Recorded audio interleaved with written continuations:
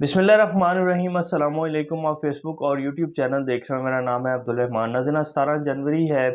आज सबसे पहले आपसे कराची के बलदियाती इलेक्शन के हवाले से बात करेंगे। उसके बाद फिर इस्लामाबाद से कुछ ताज़ा तरीन अपडेट्स आपके सामने रखेंगे। परवेज़ इलाही साहब ने कल ऐलान कर देना था PTI में ज़म होने का, फिर वो भी नहीं कर सके ऐलान, और उधर से चौधरी शुजात हुसैन साहब ने जो है उनकी पार्टी रुकनीत मुअत्तल कर दी। इसके हवाले से भी कुछ बात करेंगे।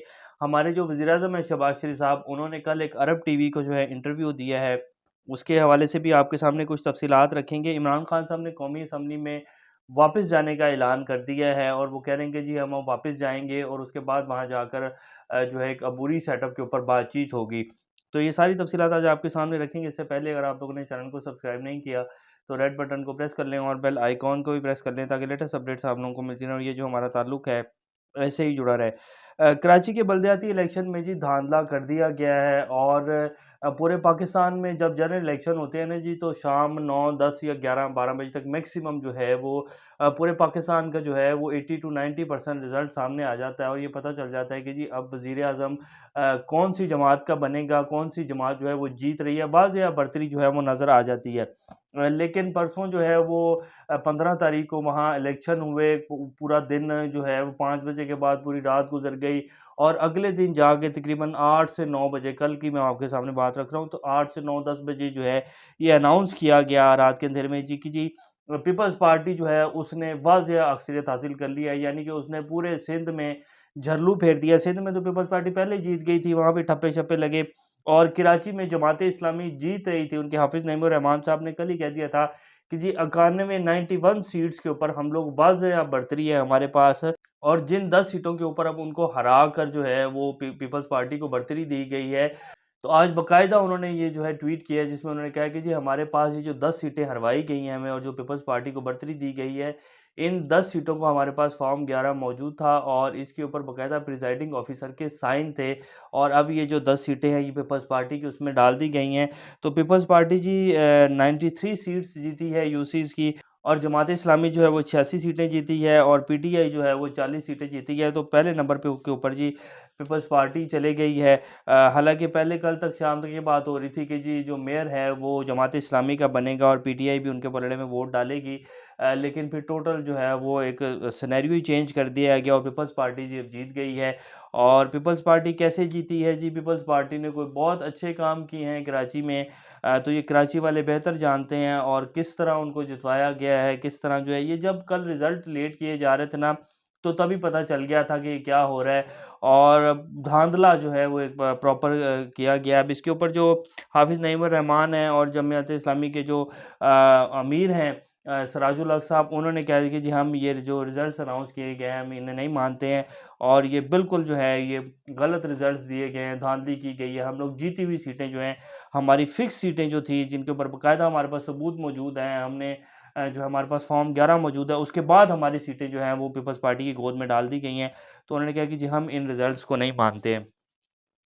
वज़ीर-ए-आज़म शहबाज शरीफ साहब ने जी अरब टीवी को इंटरव्यू दिया है, उसमें उन्होंने कहा कि जी पाकिस्तान को मुश्किल तरीन माशी चैलेंजेस का सामना है और साथ-साथ उन्होंने मज़ीद ये भी कहा कि जी करप्शन के मामले पर हमारी पॉलिसी ज़ीरो टॉलरेंस है।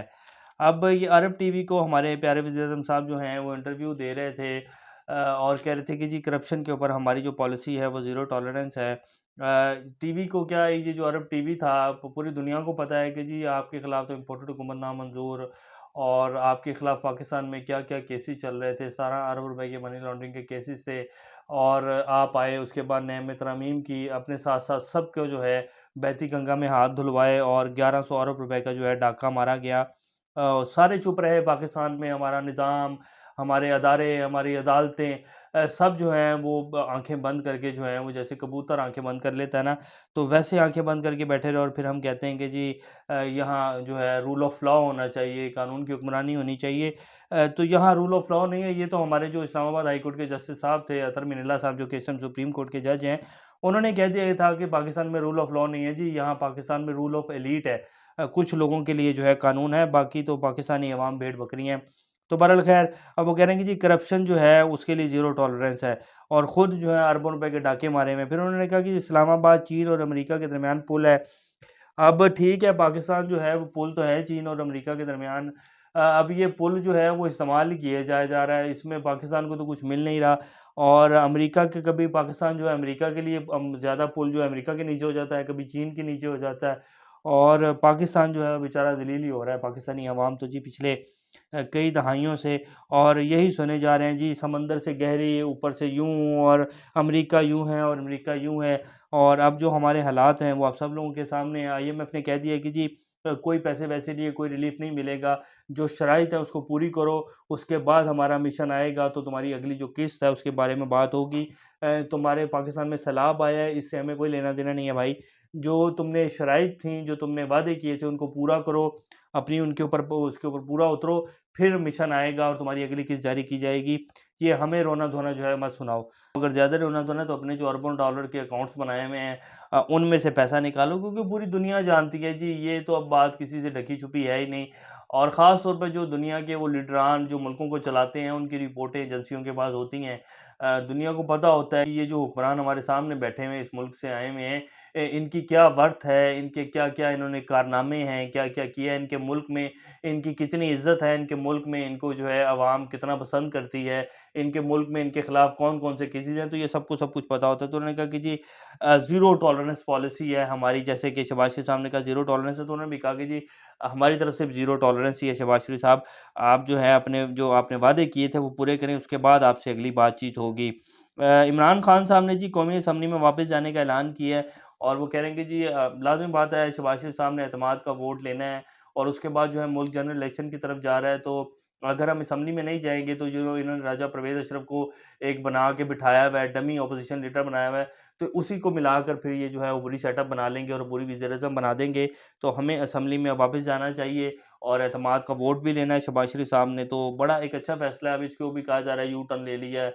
तो इमरान खान एक अच्छा सियासतदान है जी, वो बड़े अच्छे मौके के ऊपर जो है छक्का मारना अब उनकी तो आदत बन चुकी है। तो बहरहाल ख़ैर ये उनका एक बड़ा अच्छा और ऐसा इक़दाम है जो लिया गया है।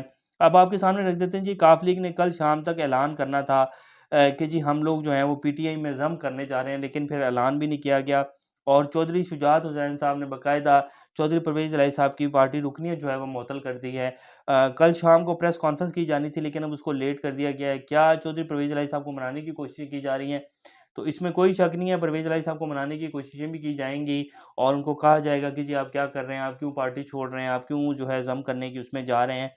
तो बहरहाल परवेज़ इलाही साहब ने फैसला कर लिया हुआ है और वो जो है PTI में ज़म होने जा रहे हैं। ये इनकी जो काफ लीग है ना जी, चौधरी शुजात हुसैन साहब, इनके जो बेटे हैं, इनको वोट नहीं मिलेगा जब जनरल इलेक्शन होंगे। और आप देखिएगा कि इमरान खान के सामने जो नून लीग जैसी पार्टी, जो कि जिनका पूरे पंजाब पर जो है किसी टाइम होल्ड होता था और तख्ते लाहौर और ये इस तरह की बातें की जा रही थी, वो नहीं टिक पाएगी इमरान खान के सामने। तो काफ लीग और ये छोटी-छोटी जमातें जो हैं, ये 1-1 2-2 सीटें लेंगी। तो परवेज़ इलाही साहब ने बड़े अच्छे वक़्त पर बड़ा अच्छा फ़ैसला जो है वो लिया है और परवेज़ इलाही साहब को पता है कि जी मैं अगर अब दोबारा वज़ीर आला बन जाऊँगा, या उम्मीदवार हैं वो परवेज़ इलाही साहब दोबारा वज़ीर आला के, तो उन्हें नज़र आ रहा है कि PTI ही वाहिद रास्ता है कि मैं दोबारा वज़ीर आला बन सकूँ और मैं अपना जो है वो थोड़ा-सा स्ट्रॉन्ग कर सकूँ खुद को। तो इसलिए उन्होंने एक अच्छा फ़ैसला लिया है और ये चौधरी शुजात हुसैन साहब की तरफ वो वापस नहीं जाएँगे।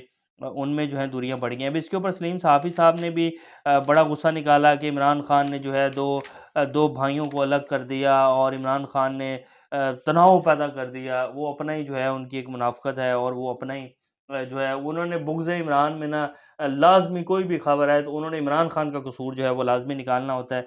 ये हमारे प्यारे जो हैं सलीम साफ़ी साहब हैं। इसी तरह हामिद मीर साहब ने बाकायदा कल ये वीडियो तो शेयर कर दी कि जी PTI के जो कुछ जहाँ धाँधली की गई है, PTI ने बड़ी धाँधली की है।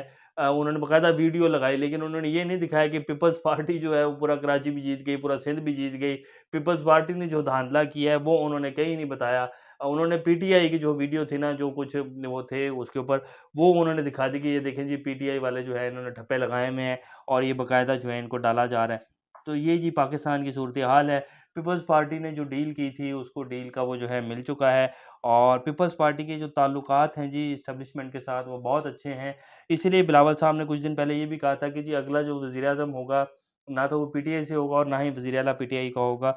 तो वो मेरे ख्याल जो है वज़ीर-ए-आज़म बनने के ख़्वाब देख रहे हैं। अब जिस तरह की डीलें चल रही हैं, जैसे उनको कराची और सिंध में जो है क्लीन स्वीप करवाया गया है, तो इस तरह अगर चला और अगर यही निज़ाम हावी रहा पाकिस्तान के ऊपर, तो फिर तो कोई भी वज़ीर-ए-आज़म आ जाएगा, बिलावल भुट्टो साहब भी आ सकते हैं। तो ये अभी की लेटेस्ट अपडेट्स हैं जी, इंशाल्लाह नेक्स्ट अपडेट से दोबारा आप लोगों के सामने हाज़िर होंगे। तब तक अपना और इस तरह का ख़्याल रखिएगा। अल्लाह हाफ़िज़।